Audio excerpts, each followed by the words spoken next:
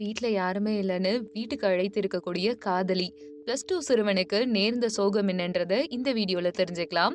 நெற்குன்றம் பகுதியை சேர்ந்த 18 வயது சிறுவன் தன்னுடைய காதலியை சந்திக்கிறதுக்காக அயனாவரத்துல இருக்கக்கூடிய அவங்களுடைய பெரியம்மா வீட்டுக்கு போனதுக்கு அப்புறமா அங்கு கொடூரமா தாக்கப்பட்ட சம்பவம் அதிர்ச்சியை ஏற்படுத்தியிருக்கு. காதலியுடைய தந்தை சரவணன் அதே மாதிரி உறவினர் லோகேஷ் மீது SC/ST தாழ்த்தப்பட்ட சாதி பழங்குடி சட்டத்தின் கீழ் வழக்கு பதிவு செய்யப்பட்டிருக்கு. 2 பேருமே கைது செய்யப்பட்டிருக்காங்க. நெற்குன்றம் பகுதியை சேர்ந்த இந்த 18 வயது சிறுவன் முகப்பேர்ல இருக்கக்கூடிய தனியார் பள்ளியில் +1 படிச்சுட்டு வந்துட்டு இருக்காரு. பட்டாளம் பகுதியில் இருக்கக்கூடிய தனியார் பள்ளியில் 10ஆம் வகுப்பு படிக்கும்போது அதே பள்ளியில் படித்த சிறுமியோட அவருக்கு நட்பு ஏற்பட்டிருக்கு. நாளடைவுல அது காதலாவும் மாறி இருக்கு. இந்த காதல் விவகாரம் சில மாதங்களுக்கு முன்னாடி சிறுமியுடைய பெற்றோருக்கு தெரிஞ்சிருக்கு. அவங்க சிறுமிய பள்ளிக்கு அனுப்பாம அயனாவரம் பகுதியில் இருக்கக்கூடிய பெரியம்மா வீட்டுக்கு அனுப்பி வச்சிருக்காங்க. அங்கு தங்கி இருந்த சிறுமி தன்னோட செல்போன்ல என்ன பண்ணிருக்காங்கன்னா, தொடர்ந்து தன்னுடைய காதலனுக்கு கூப்பிட்டுட்டே இருந்திருக்காங்க. சம்பவத்தன்னைக்கு வீட்டுல யாருமே இல்லாததை அறிந்த சிறுமி, நீ கிளம்பி வா அப்படின்னு குறுஞ்செய்தி அனுப்பியதா கூறப்படுது. அதன்படி சிறுவன் பெற்றோர்கிட்ட புத்தகம் வாங்க போறேன்னு சொல்லிட்டு அப்படியே ரேபிடோல புக் பண்ணிட்டு அயனாவரத்துக்கு வந்திருக்கான். அங்கு சாஸ்திரி பவன்ல இருக்கக்கூடிய பெரியம்மா வீட்டுக்கு வந்த சிறுவன் சிறுமியோட தனி அறையில பேசிட்டு இருந்திருக்கான்.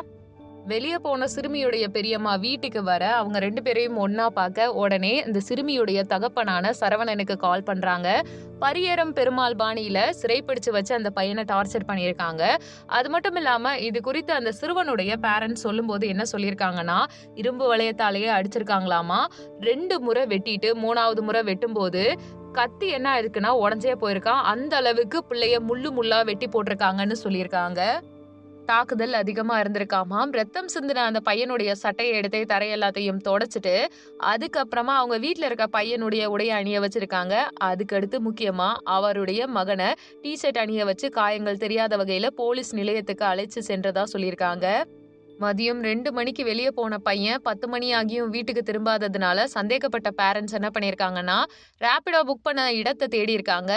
அப்போதான் புளியந்தோப்பு போலீஸ் நிலையத்துல இருந்து போன் வந்திருக்கு. போலீசார் அந்த பையனை கூட்டிட்டு வந்து இங்க விட்டுருக்காங்க அப்படின்னு தெரிய வந்திருக்கு. அங்க போய் பார்த்ததும் சிறுவனுடைய உடல்ல இருந்த காயங்கள், வீக்கங்கள் இதெல்லாம் அதிர்ச்சியை ஏற்படுத்தியிருக்கு. சிறுமியுடைய தந்தை வாக்குவாதத்துல ஈடுபட்டிருக்காரு. புளியந்தோப்பு போலீசார் விசாரணை நடத்தி சம்பவம் அய்யனாவரம் பகுதியை சேர்ந்திருக்கக்கூடிய பகுதியில தான் நடந்திருக்குன்னு புரிய வச்சிருக்காங்க. ஆனா அயனாவரம் போலீஸ் நிலையத்துல கேஸ் பதிவு செய்ய மறுத்திருக்காங்க.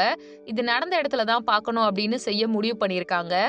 கடைசியா கீழ்ப்பாக்கம் அரசு மருத்துவமனை இருக்கு இல்லையா, அங்க அழைத்துட்டு போயிட்டு மருத்துவ சிகிச்சைகள்லாம் கொடுத்திருக்காங்க. போலீஸ் சிறுவனை விடவே இல்லையாம். வற்புறுத்தலுக்கு அப்புறமா பாத்தீங்கன்னா KMC பகுதியில அனுமதிக்கப்பட்டிருக்காங்க.